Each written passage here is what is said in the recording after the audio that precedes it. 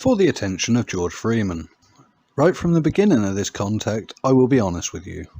I feel that the crisis currently ravishing the planet has been hijacked by influential, opportunistic con artists from across the globe. I have not agreed with our puppet government's actions over the course of this crisis. Now, I am not an expert, and throughout the course of this crisis, I have been left with a lot of questions regarding the actions taken. An action recently taken by the government has shown just how little our MPs care for their constituents' rights or liberties. I can confidently claim that I have physically helped more of your constituents than you ever have. Now you, along with 318 other MPs, have voted against myself and many others having our fundamental rights or bodily integrity. I feel it's important to give you some background. I have never needed a new experimental medical intervention, or an EMI, to do my job correctly. I have been a care assistant for the past 12 years, and in that time I have not only seen the best in people, I have also come across some of the worst people going. Now, a good care assistant requires a good sense of ethics, a good sense of morals, patience, dedication, compassion, and the ability to speak out if something seems wrong. In 2009 I started in care. It was a large company-run care home. The first few years were lovely, and I worked up to a senior care assistant position. As time went on, regular manager changes happened. But changes in management were not the only changes within our home. Other carers, family members of residents, and myself started to raise concerns of suspected abuse occurring in the home. When concerns were raised with the manager, they did not follow up on the complaints. After several months of seeing no action or follow-up, I spoke to the manager again, but this time I named the person of whom I believed to be the abuser. The manager's response was to threaten me with suspension if I was to speak about this again. This threat did not stop me, as my responsibility and duty of care was to our residents, not to the manager or company. The threat of suspension was never carried out against me. However, another couple of carers saw that we were not going to get any help from our manager, as he was a good friend of the suspected abuser. These couple of carers decided to email the head office of our company with these suspicions. A couple of days later, these two carers were suspended on the orders of head office. It was clear and obvious neither manager or company were interested in the welfare of the residents. All they were interested in was profits and cover-ups. Sound familiar to today's government, really?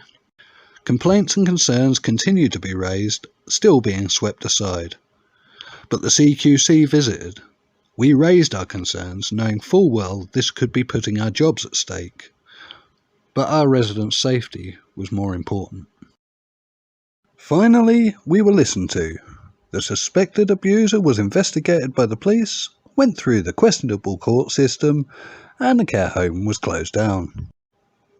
The PR team at the company gave the media the version they wanted to run, and much was covered up. The abuser admitted guilty to multiple abuse charges in court, and was given a slap on the wrist and banned from working with vulnerable people. This was basically a further kick in the teeth to all the residents, family members, and the good unemployed carers trying to do the right thing. Since 2017, I have been employed by a small private care home. I was recommended by a previous resident's family to my current employer, and have been there ever since. I know at this home, even the slightest of concerns would be investigated. Back in September 2020, I made a bet with my boss that the new experimental medical intervention would be made mandatory in care once it was released. This wasn't guesswork. I read a paper on the World Economic Forum's website titled, "What is an Immunity Passport and How Could It Work?" It was published on the 19th of June 2020 by Charlotte Edmond, a senior writer. In this article, it states, among the measures being considered by governments including Chile, Germany, Italy, Britain and the US are the immunity passports, a form of documentation given to those who are recovered from COVID-19. So our government had decided back in June 2020 the immunity passports were going to be used, now known as the NHS Track and Trace app. Following logic and rationale, I could see that the new experimental medical intervention would be mandated. If not, why would we agree to use these passports? I have been keeping an eye on the mandatory aspect of this new medical intervention. I was one of the 57% that disagreed with this policy change in the consultation period. I was recently spoken to by my boss telling me that as from 11th of November, they could no longer have the unvied in the building. My boss disagrees with this policy change, but her hands are tied by what you and the other 318 MPs have voted through. So as one of your constituents, Mr. Freeman, I have a few questions for you, and it is at this point I'd like to take time to remind you of your duties as an MP. Your primary responsibility is to act in the national interest. You must also act in the interests of your constituents, where this does not override your primary responsibility. So let's break you in gently. 1. How many senior care homes do you have in your Mid-Norfolk constituency? 2. What is the percentage of the unvied working in senior care homes at present in your Mid-Norfolk constituency? 3. Have you personally contacted any of your unvied care workers discussing their concerns in your constituency before the vote? Let's step this up a notch. 4. Do you realise it's illegal for the government to coerce people to have any medical treatment? If this is not coercive, what is? 5. Did you know that when voting the way you did, you were in breach of the Nuremberg Code? 6. Are you aware that the new Pfizer Nimi is still in experimental trial until May the 2nd, 2023? 7. If you were not aware of this by now, then that makes you incompetent and unfit for your role. If you did know, it means the public have not been given informed consent, meaning you have willingly breached the Nuremberg Code. So which is it? Did you know or not? Now for a real head scratcher. 8. Now it is clear and obvious that you MPs have great faith in these new NEMIs. You have been telling the public that they are safe and effective. Can you please send me the full list of ingredients used in each of the temporary authorised new experimental medical interventions, and also the long-term safety data for 2 to 5 years in the future? And if you cannot produce the data or the ingredients, how can anyone trust the claim that these are safe and effective? Obviously, a pleb such as myself doesn't have a direct line to the experts, but you do, so maybe you can get help answering this question.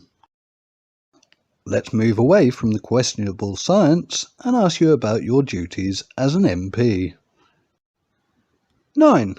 Can you tell me why it is in the national interest to vote away people's fundamental rights and bodily integrity? 10. Do you feel it's your duty to have more rights over the nation's citizens' bodies than they do? I suppose this is obvious because of the way you voted. 11. How is it in the interests of your constituents or the national interest to vote in discrimination? Isn't this what your vote meant? I certainly feel discriminated against. 12. I suspect the government planned to start mandating with carers, knowing that they don't have a huge union behind them like the NHS. Hence, it would be easy to set a precedent. Was this the case? 13. Now that the precedent has been set, where will this mandatory policy end? How long is it going to be before we need a NEMI to go shopping? It has already extended to nightclubs, travelling, and gone out to consultation for the NHS. 14. Can you tell me how giving up the fundamental human rights that we are born with, they are not given to us by the government, and ignoring the Nuremberg Code, is in the national interest? I hope to get an answer for all the questions 1 to 14. My future, as well as many others, looks bleak because of the way you and the other 318 MPs voted on mandatory NEMIs in care. I'm just the right side of 40, have no other skills than care work, and am being forced out of a job that I love, while others are being coerced into giving up their human rights. The way I see the situation is you and our government are committing crimes against humanity along with fraud.